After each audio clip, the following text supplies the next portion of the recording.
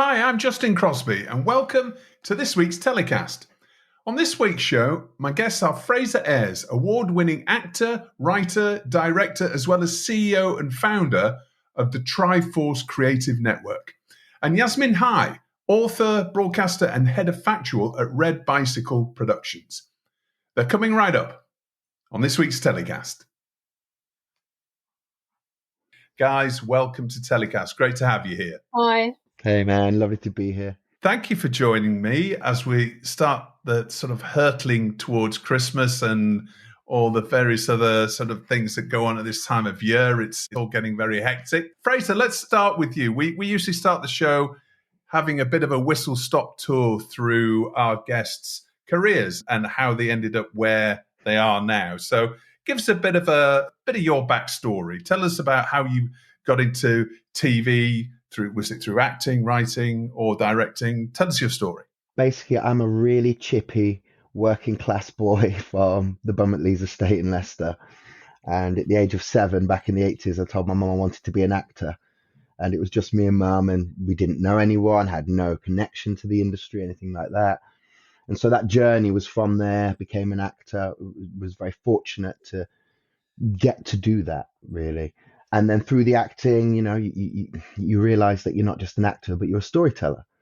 And actually you want to tell stories. So that led to the writing, and that led to the directing. And then eventually that led to the producing. And so with the TriForce Creative Network, we've been operating this is actually our 20th year anniversary of operating. And we have been part of the diversity and inclusion landscape for 20 years, making sure people get the jobs, and our industry is just a little bit more inclusive. And so part of that one is Dandy, which is the recruitment side.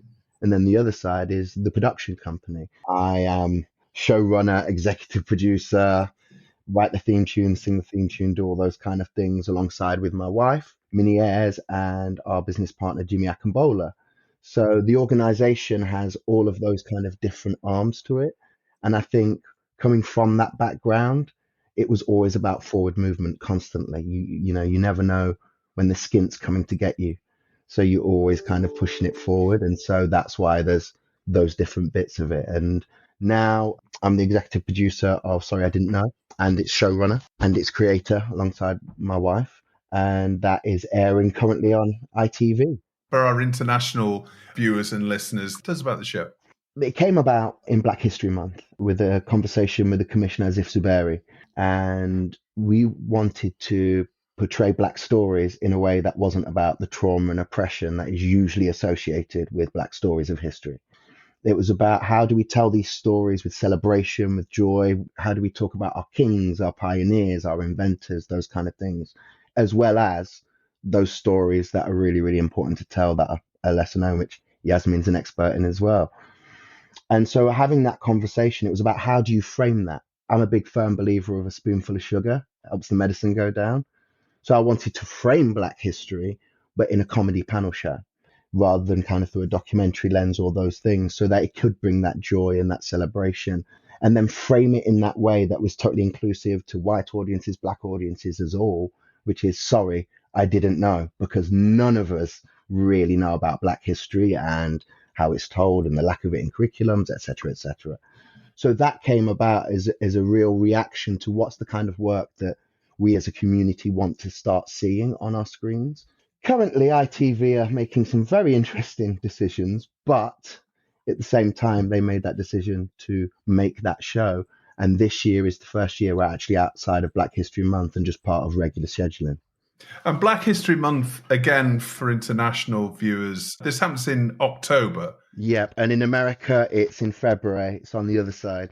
It'd be interesting to find out if there's any other countries in Europe that run a similar, celebration, if you like, an educational program over a month of the year around Black history.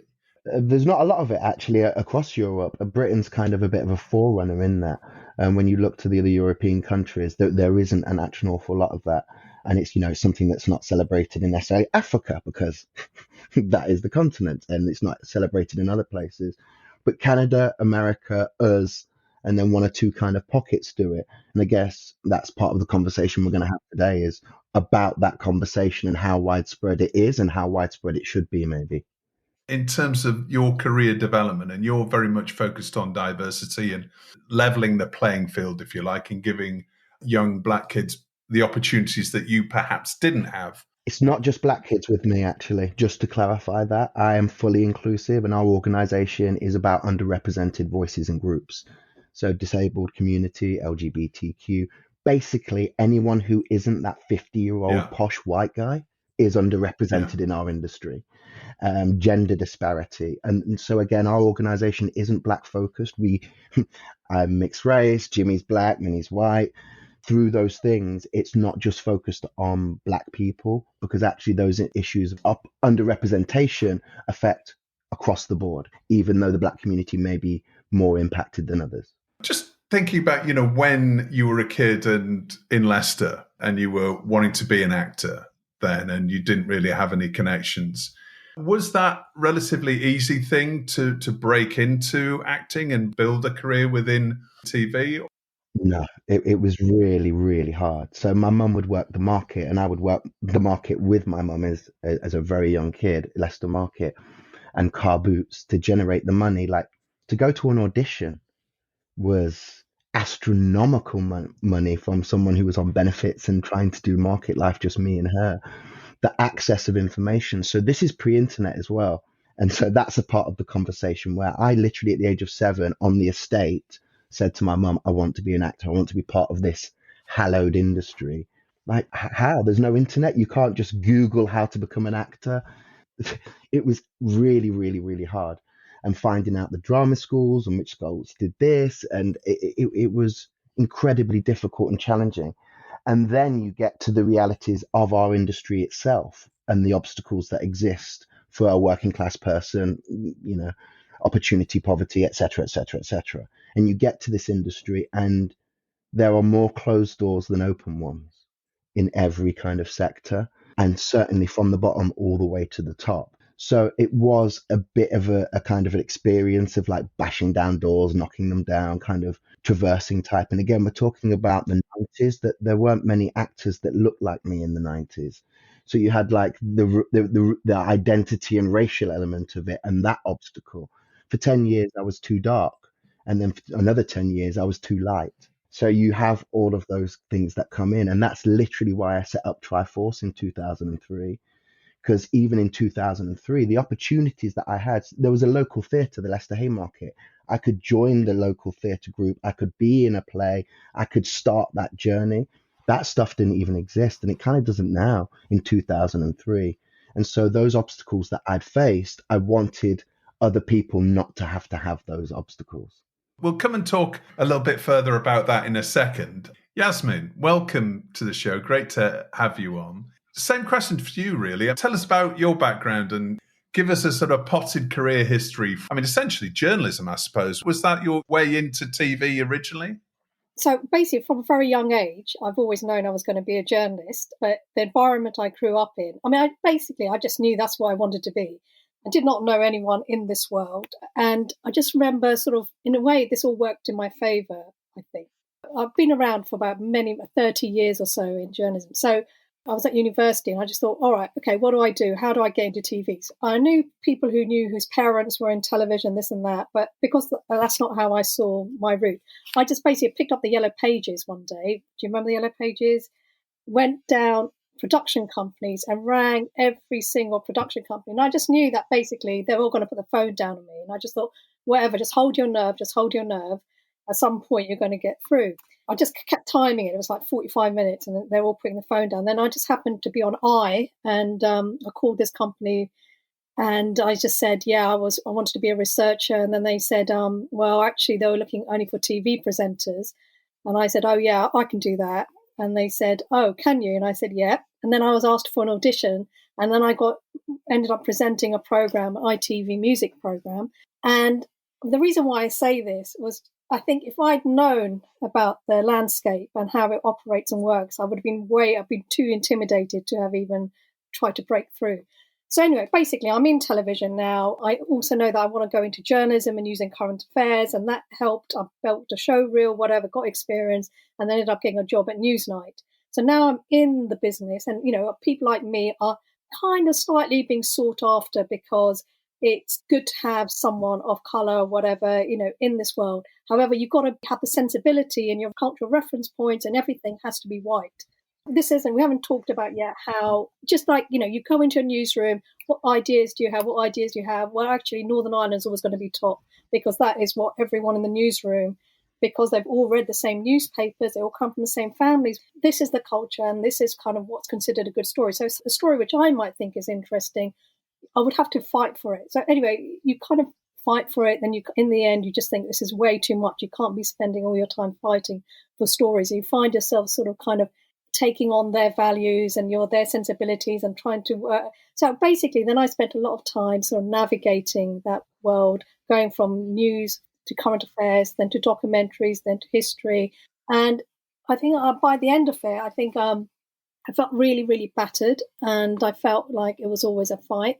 And then 9/11 happened and I'd been brought up in a working class Muslim community. And basically, I remember being put on these stories about Muslims. And I remember thinking one day, oh my God, they're talking about my community. But in my head, it was a bit like there is a world of television where you talk about these issues, which is so divorced from the reality of what you live. And I suddenly thought, I need to talk about the people I was brought up around, because I'd grown up with people who'd gone clubbing, we'd gone to pubs, and then they'd all become Islamic in the space of a year. And I was really interested, because basically I lost a lot of my friends during this period. I was really interested to find out what had happened to them psychologically or socially that made them do that twist. And from then, that's when I decided I was going to write. And I kind of went into the writing world, and that opened up whole thing with, I got a column in the Guardian, then I went down the writing route. And every now and then I dip back into television. I do these films, and I must admit, I never find it a kind of an enriching experience. I enjoy the kind of intellectual process of making a program, but I find the industry, find it really kind of battering. But that's my problem, because it's everyone's problem, but it's also, I just feel a bit tired out. I feel like, nothing's really changed in the last 30 years. When I started out, I was multicultural. Everyone wanted someone like me, but they want a certain version of you. And to break through that, it takes a lot of people. You need people around you, collaboration, and you need support to get to that place. So, and in terms of Britain Human Zoo, so basically Nadifa Mohammed, who was the presenter, is an old friend of mine. She's a novelist. Her take on sort of historical fiction was quite unique, and I thought there must be something which we can do with it. Her book had been nominated for a Booker Prize, and I kind of brought up with Channel 4, would they be interested? And they were, because they were looking for historians, kind of black women, or someone who could kind of shed a different light. And I think they were really interested. Nadifa came up with the idea of human zoos, which I remember thinking, oh my God, this is so depressing. This is complete the sort of TV I don't want to be doing. However, I can imagine the images. I just thought they'd all be in shackles and, these really depressing stories. But once you started looking into it, this whole world opened up of showbiz and entertainment. And if you were white, your grandparent would have definitely gone to one of these human zoos in this country. It was a huge thing. And no one talks about it. And it's like, Bradford, a whole park was taken over, became a human zoo, Cardiff, Luton, wherever. And, and it was like, I think I know we'll talk about all this, but I think having a bit of resources to kind of dig into these stories meant that these stories came out. And, I think that often we don't have the time and the resources and the support thing to dig into these stories. We're going to come back and talk a little bit about the show in a second. Your background is really interesting because you actually went straight into TV, because my assumption was that you were a journalist that has more recently moved into TV. No. So what about the barriers as an Asian woman to getting into TV presenting? I mean, you talked about the challenges you first had, and I detect a little bit when you said that you're a bit tired of TV. Is that because of the barriers that you're always trying to push down in terms of what you want to achieve? Or do you prefer just to work with the written word and dip in and dip out? What's... It's very political why I went into this whole thing. I wanted to change things. It's easy for me, especially when I was younger, to break in, young Asian woman. You look the part, you can play that game, and I always found opportunities. It's once you're inside and you want to change things, that's when the problems happen. And I mean, I worked with some of the best news presenters, news anchors. I was television. I was Mrs. Television for about 20 years. I was going to go into commissioning, and so that was my world. I just began to feel that I needed my voice, and my voice was best done through writing. I never ever thought of becoming a writer. I didn't even want to be a journalist, to be honest. It was always television was my medium. I think visually, and so this is all secondary, but it's the only way to get, no one's going to dilute my voice. No one's going to edit my voice. That's why I've chosen this field. It's a great industry. You meet people, it's all whatever, but I think change is slow. And ultimately, I kind of sort of came into my own in television at a time when ratings war, when it was all about ratings, and, the whole kind of read the in kind of public service remit has disappeared. So programs that I want to make don't rate, will never rate. You'll never get the viewers. So it's about trying to find a format or a template. And that requires kind of resources. So I think that's been an ongoing battle. I think someone like me can always get in. It's about what happens once you're inside. That's the hard bit. Fraser, coming back to you. So tell us more about TriForce then. You've obviously got an entrepreneurial mindset, and you're trying to help a vast range of people to get on in TV. You've been running TriForce for 20 years or so? 20 years now, yeah, 20 years. Right. Funny enough, I think me and you need to go for a drink after this, Yasmin. I think we've got a lot to talk about, actually. And that's where TriForce came from, is that frustration. Even at that time, I was just an actor, and I looked around, and even, there's a lot of scale in our industry. And so as an actor, the top that you see is kind of an executive producer now and again on set who wanders down. But even at that level, I was looking at the crews, I was looking at actors, even that access.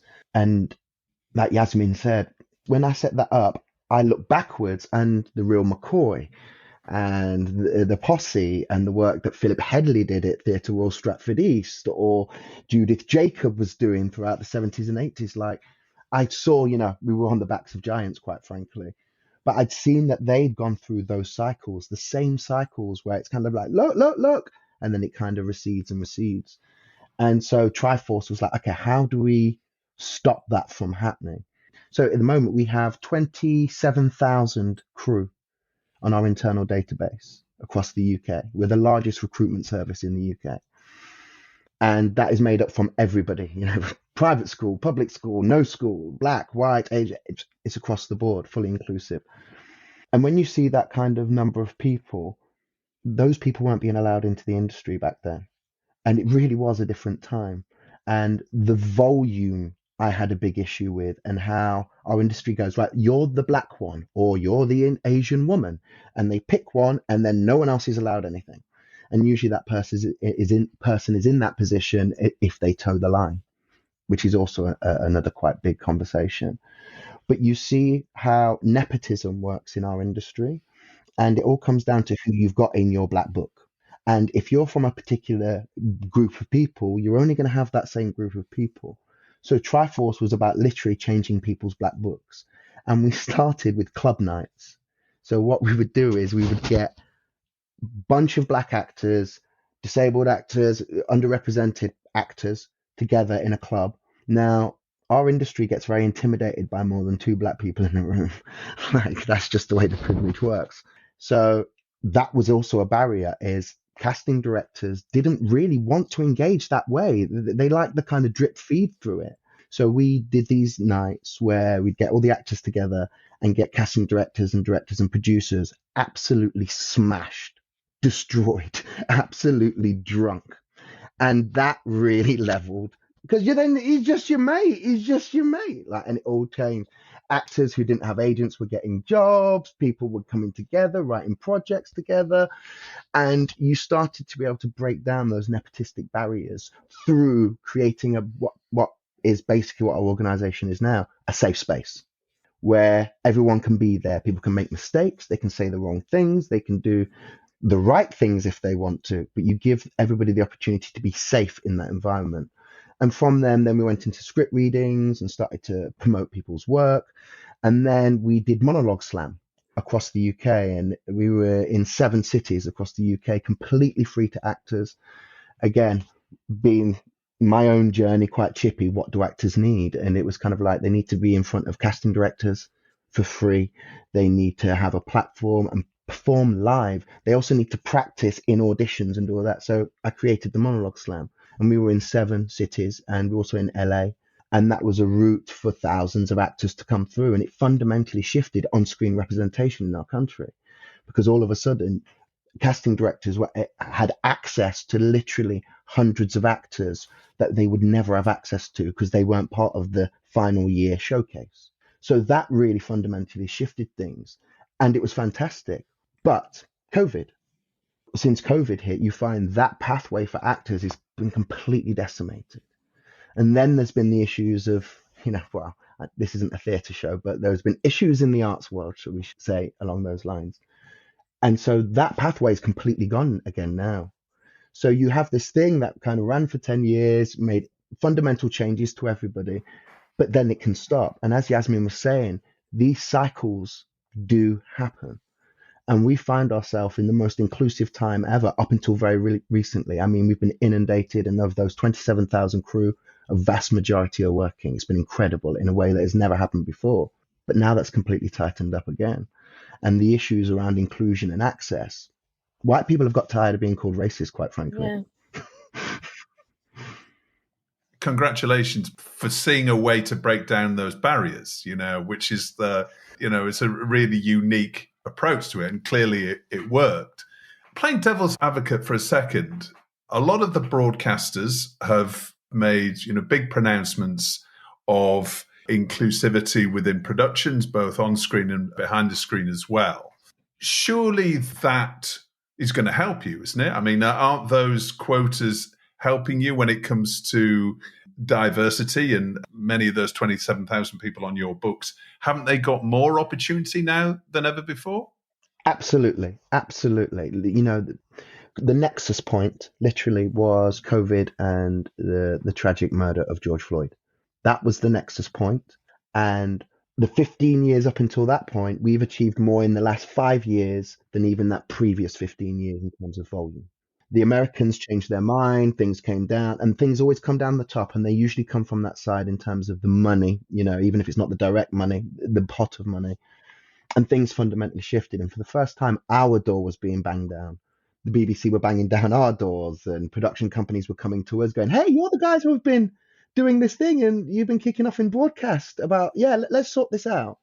And so it's been a golden age of inclusion. It absolutely has. However, that was up until literally this February, March, when I'm going to get into trouble. The industry's crumbled? Is that what you're going to say? A lot of people have said that to me over the No, I was going to say the lies of our broadcasters that have led to that, to be honest. Like, when that was felt, they knew. So I did an article back in 2019 for Broadcast predicting this exact moment. If Idiot Boy here knows it's coming, they all knew it was coming. And there was a choice to be made about this great thing, which is not to do with the strikes. That's about production and people working, which is important, but that's not why production companies are literally going to the wall now. That's about the ad revenue spending primarily. And we all knew that this was going to happen because, and I can tie it back to diversity, broadcasters have not been serving their audiences by making work that is diverse. I don't mean black, I don't mean more female, I don't mean more bumbo, I mean more diverse. So there are more audiences not going to these other sources. Netflix should never exist. It was a DVD distribution company, and we allowed it to exist. So this thing that's happening now, when the ad revenue, we're going to go, why would I spend $1 million there when I spend $1 million on TikTok and everyone sees it? We knew that this was coming, and unfortunately, our leaders didn't safeguard. Devil's advocate for a second, and we'll come back to Yasmin. Wasn't there a time, though, immediately following COVID, when there was a huge rush of production in the UK? And freelancers, we've heard stories on TellyCast before about freelancers leaving productions when Netflix came in and offered them 3 times their salary to jump off their production and go on to another, because Netflix was desperate and would spend anything they could to get their production Done. We saw that live happen. It was the freelance. It was a Yeah, fantastic time for freelancers. It was a boom market, and it's cyclical. It's never going to always be like that. We looked at the golden age of scripted. Now we're looking at the other end of that now. We knew it was coming, and everybody made hay while the sun shines. We know what the outlook is for, I think, for more linear TV production. There's going to be a lot less of it, and it's not going to come back the way it was. Certainly not the way it was pre-COVID. No. So what does that mean for diversity and inclusion? Clearly there's a smaller pot, altogether. It means it takes a backseat for other priorities because, and this is the thing, literally the production companies are going to the wall. I can name 6, of which I'm not going to, but I can name 6 production companies who are simply not paying their bills because it's the only way they can keep alive right now. They can't pay the bills and they're talking to their landlords, and it's a really difficult time. So this kind of idea, the soft arts of inclusion, if you like, yes, it does take a step back. And this is funny enough, when I start doing my articles going, this is the time when you need to push forward into inclusion. You need to start going into the global majority, re-winning audiences. Like, you can't solve this problem by having smaller diminishing audiences. You need to serve more people. And how do you do that? By being more inclusive, by being more diverse. And I mean that diverse in the truest sense of the word, fully across the board. My nan still needs to watch something. My nephews still need to watch something. Like, do something, because this kind of downward spiral, which has been happening for a little while now, and now is really caught up, like, it can only end in a production hub country. Do you not think the next step, the next level is there's huge amounts of freelancers out of work? As you say, a lot of production companies are going to the wall and probably won't be existing in 6 months' time. Those are the stories that never get press released, right? You only find out 6 months after the event that it's happened. Yeah, if you're not looking on Companies House for the top indies and top 100 indie companies. But anyway, that's if you got lots of time in your hands, you can probably do that. But with that much labor still out there, with the diversity quotas that a lot of the broadcasters have, then isn't this a time then for breaking that production company model in some way then? Is that not a time more for freelancers who've got the skills and the production skills to start maybe creating content for themselves and for their own platforms, for all the social platforms? You mentioned TikTok, and we've seen lots of businesses self-publishing and self-commissioning. Absolutely. For those that want to pivot, or those new coming in who are seeing the way things are and going, hang on, this is how I survive in this world. Absolutely. But in the meantime, you have a lot of what is in play and how they operate with £1 million buildings and 40 people behind a desk and that whole thing that is currently in play. So yes, the next bit is exciting, is free. It goes back to independent. There's lots of energy and excitement around that. But in terms of what our industry is at the moment, it's really bad. And like I say, and like you're kind of alluding to with the labor, there are 26,000 people out of work right now.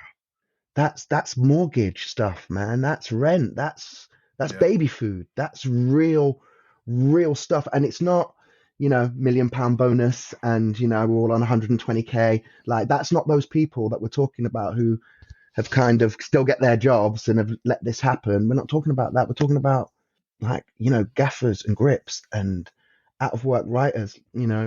That is the thing that I really feel for. And so I see what's going to come next, and that's really exciting. But right now there is literally tens of thousands of people who are still being told everything's okay as well. That's the thing I have an issue with. So in a word, Fraser, 2024, is it going to be better or worse than the TV production sector? For who? Like, for who? That's 2024 is for who? There's going to be a lot of money made by some people, and I think there's going to be some very difficult times for the vast majority. Yasmin, so coming back to you, I can understand why you're not dipping into. You're only dipping in and out of TV now, following what Fraser's saying. But, a lot of people listening to this this will really resonate with them. The self-publishing opportunities out there, as you say, you want your voice to be heard. And this is really important for you. And that's why you focused on writing for The Guardian and other publications to make sure your voice gets heard. Isn't there an opportunity now for you with the platforms that are existing out there to start making your own content and building that? Because presumably you know that there are audiences out there who are being underserved. You know who they are. You know what sort of content that they want to consume. You know what sort of stories you want to tell. Is that not the next step for you? Of course, but basically, I'm a product of the whole television world. I want those big budgets to make the kind of films and projects that I'm interested in making, which I feel might find an audience. I think the problem with all this is that it is a difficult time. And the truth is, okay, if you want diverse cast or diverse production makeup, it's expensive. And it's expensive at the moment because this is just coming from working within kind of the big. I've worked for pretty much all the major production companies in this country. It's expensive because often they don't have the same experience and they don't have the same kind of sort of the know-how, and they have to be taught those skills. So, for example, like we wanted in the last project to get a black editor to edit our film. There's no one around. There's barely anyone around. And there's no one around who can maybe deliver in 6-7 weeks. If, say, that was the production schedule, the editing schedule was 6, 7, 8 weeks, you've got to be incredibly experienced. You should have made loads of these sort of films in the past to be able to get a job like this and then cut a film like this. You might be more comfortable with a 10, 11-week schedule, which, by the way, it's not generous. It's what it used to be when we used to do hours in BBC or Channel 4. But now, because the budgets have been reduced, it's not easy to find that editor comes from that diverse background, who's got all this experience, who's been given all these opportunities over the years for them to then be put onto a project like this. So unfortunately, with this whole kind of diverse thing, it's not just a commitment like everyone wants a diverse thing. It also means putting resources. That's why people are kind of sort of shying away from it. And just kind of coincidentally, when I was doing a bit of research on another story today, I don't know whether it's because my thing had picked up that I was looking at Black History Month, I came across this article. Now, I don't know if the journalism is true, okay, but it did say that more white people had benefited from Black History Month this year than black people. Okay, and I don't know if that's true, and I could be complete. And it was like a lot of the production companies were not kind of black production companies or whatever. So I think that when there's a kind of budgets, you kind of, if you're a commissioning editor, which if I was in that position, I'd be looking for something interesting, but I'd also be looking for reliability. That at the end of the day, I wasn't going to go bankrupt by putting commissioning a program and it wasn't delivered. So I'd be looking for people who could, be reliable. And so I think people do veer in these difficult times to companies which are just more standard and more conventional and can deliver in those. And that might not be at the moment all the kind of new influx of people who came in the last 3-4 years. It might not be them. I think we've been caught in a terrible place. But I also do feel that people are getting bored. I mean, I come from a television world, so I'm still thinking quite conventionally. But in terms of sort of, I could go and do a podcast. I could go and do a TikTok, whatever. But, it's not me. It's a generational thing. So, yeah, but I mean, my kids, that's totally their world. And that's, when I want to find out about what's happening, I'll speak to them about it. So there are those outlets. But why should this world be closed off to us? I don't think that it should be either or. If people are interested in this world, they should be. I think we need to create a better environment to bring these people along. Because, most of them will get bored and move on. I mean, I'm actually working in television drama now. I have got another way of making this work. But that only came out because I had a voice. Now they want that voice. So I'm making it work for me. But it's easier for me to get my own work off the ground than for me to be a producer on a film about sort of, European Union or whatever. If I have a take on it, then I'm on it. Yeah, of course it's an avenue, but I think I want the bigger kind of budget program. How are you looking at 2024 then, Yasmin, in terms of your TV projects? Are you hopeful? Are you optimistic, Well, or are you more on the sort of pessimistic, realistic side? I'm not pessimistic in terms. If I wanted to make a kind of current affairs program or something, I can make it happen. I'd have to do the journalism, and I'll find the story, and I can make it happen and get it commissioned. That's not a problem. But that comes out of many, many years of experience. I've had so many years behind me that I can identify a quick story. I know how to do it in a day. Find the people and access and how to get access. But that's because I've been given those opportunities. So it's fine for me. But in terms of getting some of those stories commissioned, I think if a story of color or whatever, I think it'll be difficult. I don't think it's an easy market to sell those stories. But then it's a very competitive market. You're looking for stories with the lowest common denominator, so that you have kind of wider access. I think that's where I have to gear. That's what we're going to be looking at. In terms of our company, Red Bicycle, we do podcasts mostly in America. We do a lot of podcasts here, so it's kind of international. So but it's not a great time. But if you're talking about in terms of diversity, I think it's going to be a tougher time to come. It's going to be a hard time. And you mentioned your show, Britain's Human Zoos, earlier on. And you just touched on it. Can you just tell us a little bit more about that and where our viewers and listeners can see that? I think you can get on the Channel 4 website now. It's there. And I think there was a lot of coverage about this on the story. It's one of those stories which I really didn't think there was going to be much there. And then a whole world exploded. And there were so many stories which didn't make it in the end into the film. And I think what for me would be really satisfying is in the long term, if we see a drama or if we talk about Victorian England, that is a part of the tapestry of Victorian England that actually is not going to a music hall show. They might be going to Human Zoo. And that for me would be kind of normalizing and reintroducing that history back into the way we look at Victorian England.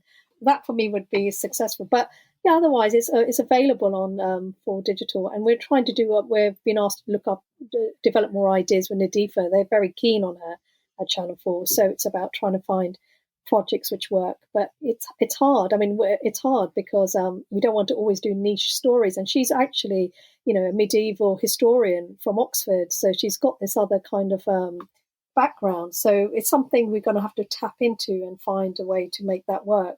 And so she's a surprising voice herself. So, yeah, it's going to be hard. It's not going to be easy.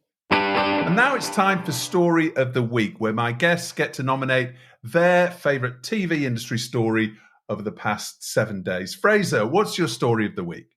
To call it my favourite story of the week, that's not my favourite story, but the cancellation of Doctors is my story of the week. So the BBC, in their infinite wisdom, have decided that Doctors is to be cancelled after 23 years, I think it is.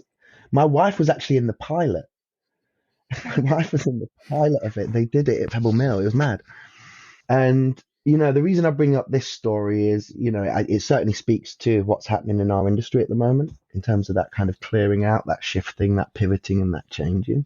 But Doctors was also like my first TV writing gig. I have literally benefited from the path they bang the drum about it, how it's a pathway for people and open doors. And I've seen it over the years. Everyone knows kind of like Eddie Redmayne and, all these kind of crazy actors that were in it. But through Peter Lloyd and the people there and the editors there, like Simon Curtis, there are pathways in place on that production that don't exist on any other production, in a way that they kind of old school, like The Casualty and The Bills, that kind of pathway stuff. But Doctors maintain that. And so many people cut their teeth on that as directors, as writers, just on production. There is a space for learning in there that doesn't exist in literally every other production that's, all about money and time and the clash of them both. And so I'm really sad that that's gone. BBC have said that they're going to commit to the area and put more money in, to kind of Birmingham. We will see. There's talks of another series coming down the line, but maybe that conversation about, it's time for something new, and I understand that. But my concern is, and as we've been talking about, like what tends to happen is that we don't tend to improve on what was there. we tend to like bin what was there and then try and start again. And my concern is this conversation about access, which is about inclusion, which is about working class people, which is about the people of Birmingham. My concern is that those things aren't going to be in place in a way that doctors has had them for 23 years already. So yeah, that's my unfortunate story of the week, that one. Yeah. It's interesting, just, many people just look at this as a cancelling of a long-running TV show, but, then you realise actually what else, how it's helped many, many people. Thousands of people, the infrastructure and the pathways into our industry for 20 years, and that's all going to be gone. And because I'm a writer on it, like we speak to the writers, and you're talking about 200 people who are now not writing for doctors, and they're the people that were writing. And they're regional writers, and they haven't got those relationships with production companies, say on the high-end drama TV, because they've been doing the daytime TV. And in our industry, the perception of the difference between those two things is awful, because it's not true. Story is story and script is script. I'm sorry, it just is. I know that as a showrunner. And the truth is that you have 200 people there that would make excellent script editors, would make excellent high-end TV, will make excellent, etc. But because of the perception that they wrote on doctors, they're not going to get those opportunities. So again, you kind of have this 200 people bag of incredible talent in the Midlands that our industry possibly isn't going to do anything with, really. And that's the bits that I find sad about that story, really. All right, that's the passing of doctors. Yasmin, what about you? What's your story of the week? I'm a celebrity, get me out of here, Nigel Farage. It's not that I object to Nigel Farage being on it. He's whatever his political views are. I think my problem is, I've seen this in television quite a lot in the last 15, 20, 10 years, is when you have these controversial kind of often far-right people on your programs, the producers pat themselves on the back. They do feel like they're kind of doing something quite risque and, it's going to be very controversial and drive up the ratings. However, what they don't have is often especially in news, the presenter, or there isn't anyone to rebut. There isn't enough of a way of, especially in an environment like this, I don't know whether anyone's going to be able to take Nigel Farage on successfully. And at the moment, when you read the kind of cuttings about it, it says Fred, the guy who presents First Dates, he once wrote he's got problems with Farage. So they're now looking to Fred from First Dates to take him on.